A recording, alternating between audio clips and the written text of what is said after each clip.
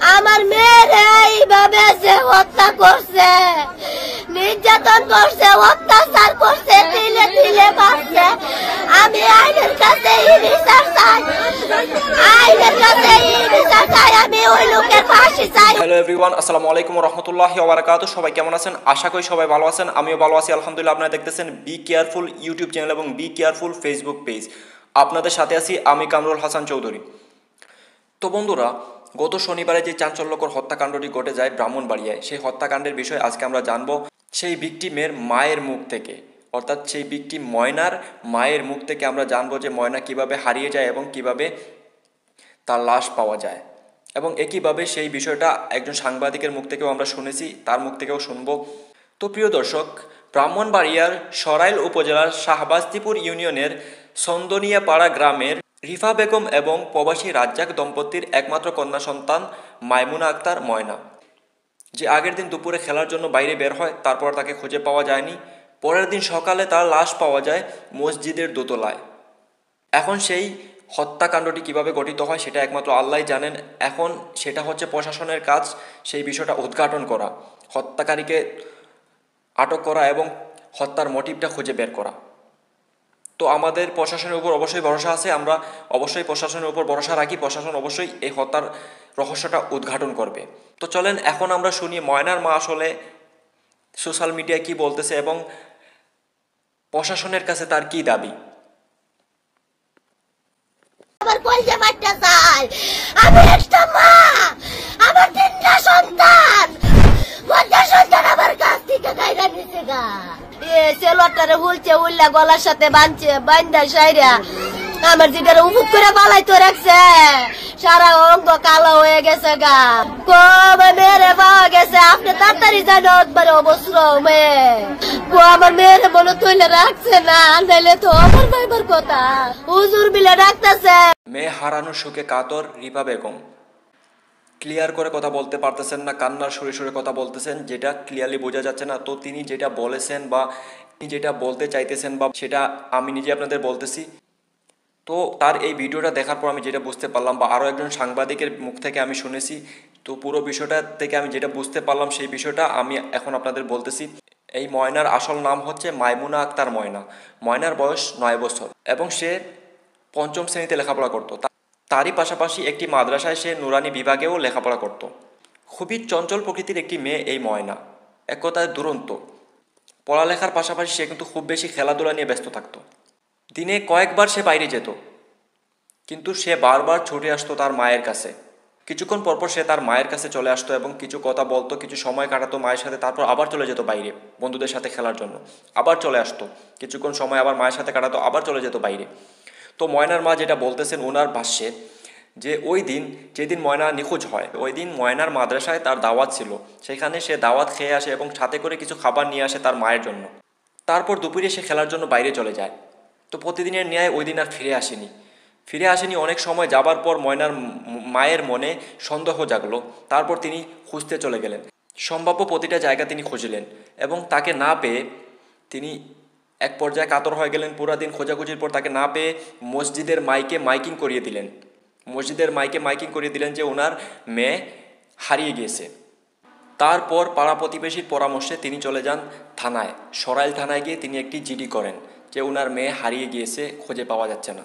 তারপর পরের দিন সকালে বাচ্চারা যখন মক্তবে যায় সকালবেলা, তখন মক্তবে বাচ্চারা যাচ্ছিল, ওই সময় মসজিদের দোতলায় চলে যান ইমাম সাহেব দোতলায় গিয়ে দেখতে পান একটি মেয়ে জানালার সাথে ঝুলে আছে।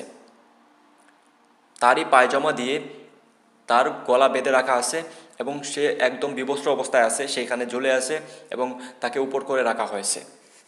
সেটা দেখে তিনি একটু আগে যান, তারপর তিনি ভয় পান। এটা হচ্ছে ওই সাংবাদিকের, এখানে যে ভিডিও চলতেছে ওই সাংবাদিকের মুখের ভাষ্য, আমি সেটা বলতেছি, এবং ময়নার মায়ের ভাষ্য এইটাই। দুইজনই এই কথা বলেছে সোশ্যাল মিডিয়া, তো সেখান থেকে আমি আপনাদের বলতেছি। তো এইভাবে লাশ পাওয়া যায়। তো ইমাম সাহেব একটু সামনে যান, গিয়ে ভয় পেয়ে পিছনে চলে আসেন এবং তিনি সোজা দৌড়ে চলে যান ময়নার বাড়িতে গিয়ে ময়নার মাকে ডাক দিয়ে বলার পর ময়নার মা সেখানে ছুটে যান এবং যেতে যেতে তিনি বলেন এটা যেন ওনার মেয়ে না হয়, এটা বলে উনি ছুটে যাচ্ছিলেন মসজিদের দিকে। যখন মসজিদে গিয়ে দেখলেন এটা ওনারই মেয়ে, তখন কিন্তু তিনি কান্নায় ভেঙে পড়লেন এবং ওনার মেয়েকে জড়িয়ে ধরলেন। ওনার মেয়েকে জড়িয়ে ধরার পর উনি মেয়ের যেই প্রাথমিক অবস্থায় যেভাবে মেয়েটাকে দেখলেন, মেয়েটার সেই মরদেহটাকে দেখার পর তিনি কোথাও বলতেছেন যে শরীরে কোথাও কোথাও কালো কালো দাগ আছে, অত্যাচারের চিহ্ন আছে, সেটা দেখে তিনি নিশ্চিত হলেন যে ওনার মেয়েকে পাশবিক নির্যাতন করা হয়েছে এবং সেটা দলীয়ভাবে করা হয়েছে, রেপ করা হয়েছে, গ্যাং রেপ, অর্থাৎ দলীয়ভাবে পাশবিক নির্যাতন করা হয়েছে। এটা তিনি সবাইকে বলেন এবং এটা তিনি সবার কাছে দাবি করেন, পুলিশের কাছে এটা দাবি করেন। তারপর ওনার স্বামীর ভাই নাকি সেখান থেকে লাশটা নিয়ে আসে, তারপর পুলিশ গিয়ে সেখানে লাশ উদ্ধার করে। তারপর পুলিশ একটা বক্তব্য দেয়, সেটা আমি শুনেছি সোশ্যাল মিডিয়ার মাধ্যমে, যে পুলিশ এখানে বলতেছে যে আসলে নিশ্চিত হওয়া যায়নি ওই মেয়েটাকে আসলে র্যাপ করা হয়েছে কিনা, পাশবিক নির্যাতন হয়েছে কিনা, সেটা নিশ্চিত হবে ময়নাতদন্ত বা পোস্টমর্টমের পর। ময়নাতদন্ত বা পোস্টমর্টম করার পর তারা বলতে পারবে আসলে তাকে পাশবিক নির্যাতন করা হয়েছে কিনা। কিন্তু ময়নার মা, উনি ওনার নিজের মেয়েকে ছোট থেকে লালন পালন করে বড় করেছেন, তিনি ওনার নিজের মেয়ের লাশ দেখেই বলে দিয়েছেন যে ওনার মেয়েকে পাশবিক নির্যাতন করা হয়েছে এবং সেটা দলীয়ভাবে করা হয়েছে।